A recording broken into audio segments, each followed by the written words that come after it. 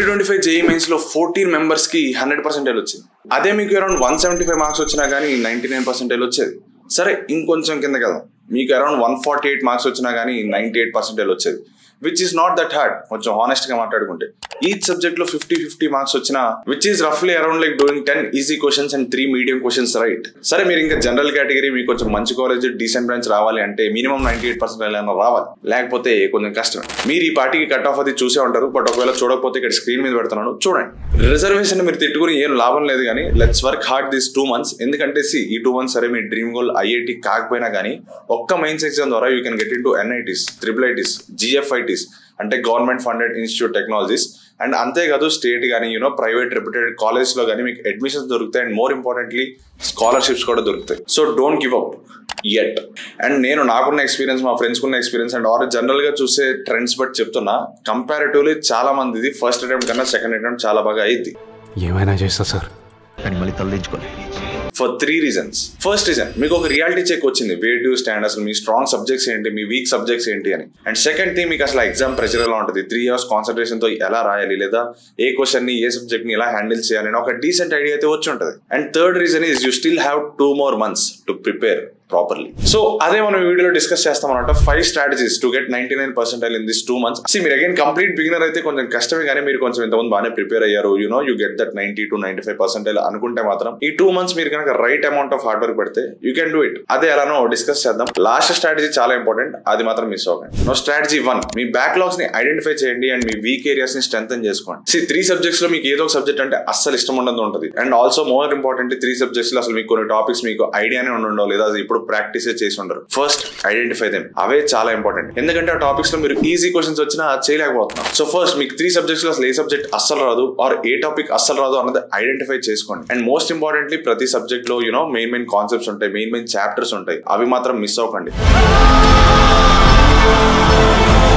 అసలు ఏ సబ్జెక్ట్ లో ఏ main chapters ఏంటి అనేది ఇంకో 1 minute లో మనం డిస్కస్ చేస్తాం, వెయిట్ చేయండి. And more importantly resource utilisation అనేది ప్రాపర్ గా జరగాలి. లైక్ మీ దగ్గర ఉన్న టెక్స్ట్ బుక్స్ కానీ, మీ దగ్గర ఉన్న కోచింగ్ మెటీరియల్ కానీ ఏది ఉంటే అది దాన్ని ప్రాపర్ గా యూటిలైజ్ చేసుకోండి. మన చాలా సార్లు మన కాలేజ్ వాళ్ళు ఇచ్చే మెటీరియల్ లోనే hundreds of ప్రాబ్లమ్స్ ఉంటాయి, అందులో 50% కూడా చేయం. But we still feel like అరే నా దగ్గర ఫ్యాన్సీ బుక్ లేదు, నా దగ్గర ఆ బుక్ లేదు, ఈ బుక్ లేదు అని. ముందు మీ దగ్గర ఉన్న రిసోర్సెస్ ని ప్రాపర్ గా యూజ్ చేసుకోండి. And set some realistic expectations, daily కానీ వీక్లీ కానీ మినీ గోల్స్ లో పెట్టుకోండి. అరే ఈ వీక్ ఈ చాప్టర్ అయిపోవాలి, ఈ డే ఈ కాన్సెప్ట్ అయిపోవాలి అని. ఇక్కడ important point is having realistic expectations. చాలా మంది నేను ఇవాళ 3 chapters చదివేస్తాను అని పెట్టేసుకుంటారు, బట్ అది వర్కౌట్ అవ్వదు. నేను ఇవాళ 3 chapters చదువుతానని టైం టేబుల్ లో రాసుకోవడానికి, రియల్ గా 3 chapters చదవడానికి జనరల్ కట్ ఆఫ్ కి SC కట్ ఆఫ్ కి ఉన్నంత డిఫరెన్స్ ఉంది. సో ఫస్ట్ రియలిస్టిక్ గోల్స్ పెట్టుకోండి and then stick to them and practise efficiently. Eventually మీకు అస్సలు రాని టాపిక్స్ అయినా అట్లీస్ట్ బేసిక్స్ అన్నా పర్ఫెక్ట్ అవుతారు, సో దట్ ఈజీ క్వశ్చన్స్ అన్నా చేయగలుగుతారు, అంటే డైరెక్ట్ ఫార్ములా పెట్టేస్తే వచ్చే క్వశ్చన్స్. అండ్ ఈ హోల్ ప్రాసెస్ లో మీకు ఎంత సపోర్ట్ దొరుకుతుంది, either from teachers, either from mentors, either from your friends అయినా కానీ, మీకు రాని టాపిక్స్ వెళ్ళి వాళ్ళతో, అంటే ఒకవేళ మీ ఫ్రెండ్ కి ఆ సబ్జెక్ట్ బాగా వస్తే వాటితో వెళ్ళి ఎక్స్ప్లెయిన్ చేయించుకోండి.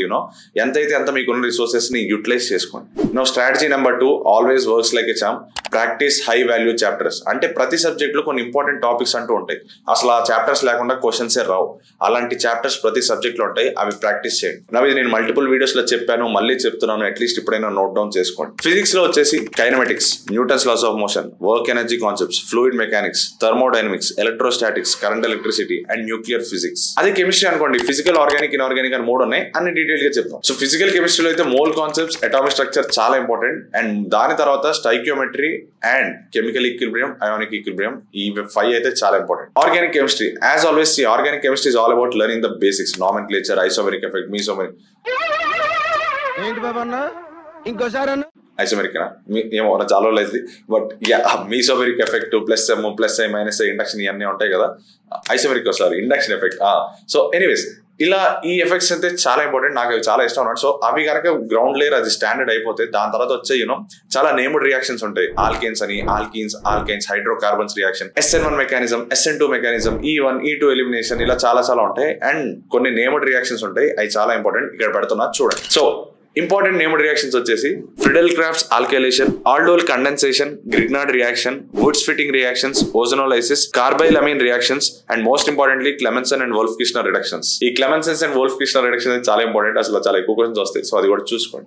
ఆర్గానిక్ ఫిజికల్ చదివేస్తే సరిపోదు, ఇన్ఆర్గానిక్ కూడా ఇంపార్టెంట్. ఇన్ఆర్గానిక్ లో especially D and F block elements అస్సలు వదలద్దు, చాలా క్వశ్చన్స్ వస్తాయి. అండ్ అది కాకుండా most important topic is chemical bonding. It's very basic and that is also that lays the foundation in organic chemistry or overall chemistry. So chemical bonding, D and F block elements and coordination compounds కూడా. Now next comes maths. Maths లో quadratic equations, sequence and series, permutations and combinations, differentiation, integration, limits and continuity, circles, sets and relations చాలా important, functions, coordinate geometry and 3D geometry కూడా. 3D geometry కూడా important, చాలా మంది ignore చేస్తారు. No మీరు ఫోటోలు తీసుకుని ఎక్కడన్నా నోట్ చేసుకున్న పర్లా, but don't worry if you didn't note it down.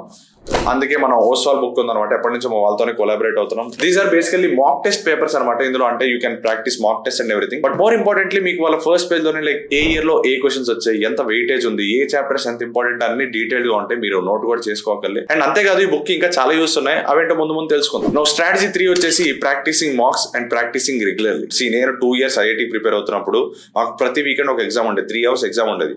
And చాలా మంది నాకు తెలిసి ఈ వీడియో ఎవరైతే చూస్తారో వాళ్ళకు కూడా ఎగ్జామ్ ఉండే ఉంటుంది ప్రతి weekend. Narayana, Chaitanya or any other college లో they will put that 3 hours exam, Mains అని, అడ్వాన్స్ అని.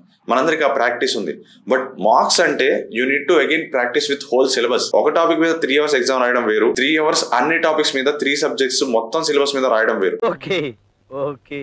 Because that is exactly like what you'll be writing in the real examination. So marks రాయండి, but with complete syllabus రాయండి, but not only 1 chapter or 2 chapters. So full length marks తీసుకోండి, exam environment simulate చేయండి. అంటే like ఎవరు disturb చేయకుండా ఒక subject రాసి rest తీసుకోండి, ఒక సబ్జెక్ట్ రాసి వాటర్ బ్రేక్ అని అలా వెళ్ళకండి. ఒక సబ్జెక్ట్ కాదు, మొత్తం 3 subjects 3 hours కూర్చున్నాక పేపర్ మొత్తం అయ్యాక లెగవండి. అలా ప్రతి వీక్ ఒక మార్క్ రాయాలి మీరు. నో అగైన్ మీ కోచింగ్ వల్ల ఇలా ప్రతి వీక్ మీకు ఇలా ఫుల్ సిలబస్ మీద మార్క్ టెస్ట్ పెడుతుంటే పర్లేదు. లేదా if you're preparing on your own or మీ కాలేజ్ అలా పెట్టకపోతే definitely you can purchase this Oswaal books అనమాట. అండ్ మోర్ ఇంపార్టెంట్లీ 2025 సంబంధించిన న్యూ సిలబస్ కానీ న్యూ ప్యాటర్న్స్ కానీ అసలు క్వశ్చన్స్ ఎలా అడుగుతున్నారో అన్ని ఇందులో డీటెయిల్ గా ఉంటాయి.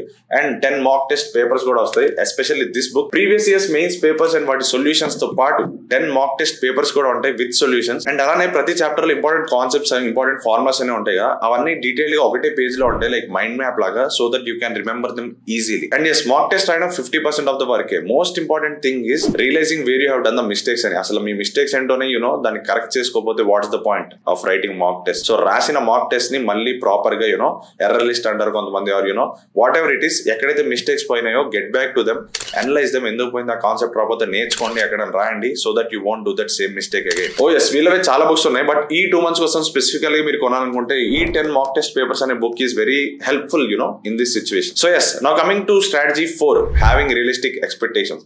సి నేను నా ఫస్ట్ 2 mains లో, అదే ఫస్ట్ అని కదా 2 mains లో ఇదే మిస్టేక్ చేశాను. ఏంటి, లైక్ నా కెమిస్ట్రీ బాగా వచ్చు, సరే ఏమనుకున్నా 40 minutes లో కెమిస్ట్రీ ఎగ్జామ్ రాసేద్దాం, అన్ని ఫినిష్ చేద్దాం, మిగతా వాడికి టైం దొరికింది కదా అనుకుని ఈజీగా, అంటే నేను 120 అటెంప్ట్ చేశా. ప్రాపర్ గా రాస్తుంటే 100, 105 అని వచ్చేది, అప్పుడు 120కి ఉండేది పేపర్. బట్ అన్ని సిల్లీ మిస్టేక్స్, -1 చూసుకో, అది ఇది అన్ని అయ్యి 80 marks వచ్చాయి. 100, 105 రావాల్సినవి ఈజీగా పోగొట్టుకున్నా. So the point I'm trying to say is, మీకు ఏదైనా ఒక సబ్జెక్ట్ బాగా వస్తే దాన్ని మీరు అడ్వాంటేజ్ కింద వాడుకోండి, అంతేగాని ఆవేశకాన్స్ లాగా అది చేసేద్దాం ఇది చేసేద్దాం అని చెప్పి వచ్చిన సబ్జెక్ట్లో మార్క్స్ కూడా పోగొట్టుకోకండి. This is my humble request. ఇది నేను పర్సనల్ గా చేశాను 2 సార్లు. సో ఆ ఎక్స్పీరియన్స్ చెప్తున్నా. అడ్వాన్స్ లో ఇదే మిస్టేక్ చేయలేదు, సో కంపారిటివ్లీ అందుకే అడ్వాన్స్ లో కెమిస్ట్రీ బాగా వచ్చింది, ఓవరాల్ స్కోర్ పెరిగింది, ఓవరాల్ ర్యాంక్ కూడా బాగా వచ్చింది. సో మీకు ఏదైతే సబ్జెక్ట్ బాగా వచ్చో దాన్ని యూటిలైజ్ చేసుకోండి, దాంట్లో బెస్ట్ ఇవ్వండి. అండ్ మిగతా 2 subjects కూడా యావరేజ్ ఇవ్వండి, నాట్ లైక్ మీరు వేరే వాటిలో డిస్క్వాలిఫై అయిపోతే నో యూస్. సో ఆ రెండిట్లో యావరేజ్ ఉండాలి, ఒక సబ్జెక్ట్ బాగా రాయాలి. Now strategy 5, the most important thing, how to get 99%. నాకు డిస్కస్ చేసాం కదా, మీకు 175 marks వస్తే మీది 99% లో స్టార్ట్ అయ్యింది. 175 ని బ్రేక్ చేద్దాం. ఇంకో 2 subjects లో 50-50 వచ్చినా యూడ్ గెట్ 175 marks. అంటే బేసిక్ గా మీరు ఒక సబ్జెక్ట్ లో స్ట్రాంగ్ ఉండాలి, ఇంకో 2 subjects లో యావరేజ్ ఉన్నా చాలు. యావరేజ్ ఉండాలంటే ఏం చేయాలి? ఉన్న 25 questions లో 10-11 అన్న ఈజీ క్వశ్చన్స్ వస్తాయి, మిగతావి 8 మీడియం 7 హార్డ్ అట్లా వస్తాయి. సో అట్లీస్ట్ మీకు రాని సబ్జెక్ట్స్ లో ఈజీ క్వశ్చన్స్ అన్న, అంటే డైరెక్ట్ ఫార్ములా పెడితే ఆన్సర్ వచ్చే క్వశ్చన్స్ అన్న మీరు మిస్ అవ్వకండి. దానికోసం ఏం చేయాలంటే మీరు స్ట్రాటజీ 2ని ఫాలో అవ్వాలి. లైక్ మీకు రాని సబ్జెక్ట్స్ లో మీకు రాని కాన్సెప్ట్స్ ని అట్లీస్ట్ ప్రాక్టీస్ చేయండి. ఇంపార్టెంట్ చాప్టర్స్ ఏవైతే ఉన్నాయో వాటిని మిస్ చేయకండి, so that at least easy questions వచ్చినా మీరు చేయగలరు. So point being, irrespective of అది మీకు ఇష్టమైన సబ్జెక్ట్ మీకు రాని సబ్జెక్ట్ అయినా కానీ ఈజీ క్వశ్చన్స్ అనేవి ప్రతి సబ్జెక్ట్ లో ఉంటాయి. సో వాటిని వెతకండి, వాటిని ప్రాపర్ గా రండి. ఎందుకంటే హార్డ్ క్వశ్చన్ అయినా 4 marks, ఈజీ క్వశ్చన్ అయినా 4 marks. So try to search for that easy question, అది ప్రాపర్ గా చేయండి. దానికి కొంచెం టైం పోయినా పర్లా, ఎందుకంటే ఎందుకంటే హార్డ్ క్వశ్చన్ మీరు 5 minutes చేసినా మీకు రాకపోవచ్చు, బట్ ఆ 5 minutes లో 2 easy questions అవ్వచ్చు. ఈ మాత్రం ఇస్తే చాలు. So focus on that. So అది గైస్ మ్యాటర్. ఇప్పటివరకు మీరు చాలా కష్టపడి ఉంటారు, బట్ లాస్ట్ మూమెంట్ లో వచ్చి గివ్ అప్ ఇవ్వడం నాకైతే ఇష్టం లేదు. So don't give up, you're in end game now. ఇప్పటివరకు ఎంతైతే కష్టపడ్డారో ఈ 2 months ఇంకొంచెం ఎక్కువ కష్టపడండి. There is nothing wrong in trying your best. నేను అనట్లేదు IIT NITs ఇవి వస్తాయని మీ లైఫ్ సెటిల్ అని కాదు. Yes, the world is kind of shifting now. You need more proper right skills than మీ డిగ్రీస్ కానీ అది కానీ అంత మ్యాటర్ అవుతుంది if you have right skills. But మీరు కనుక మంచి కాలేజ్లో ఉంటే ఆపర్చునిటీస్ కొంచెం కంపారిటివ్గా ఎక్కువ వస్తాయి. సో అప్పుడు కూడా మీరు రైట్ స్కిల్స్ ఉన్నా ఇంకా మంచి జాబ్స్ ఇంకా మంచి ఆపర్చునిటీస్ వస్తాయి. So all I'm trying to say is go all in and give your best. ఈ వీడియో ఎంత కొంత హెల్ప్ఫుల్ అయిందని అనుకుంటున్నాను. హెల్ప్ఫుల్ అనిపిస్తే మీ ఫ్రెండ్స్ కూడా షేర్ చేయండి, మర్చిపోకండి. And all the best. కుమైండ్ అవసరమైతే మొత్తం తగలబెట్టేస్తా సార్.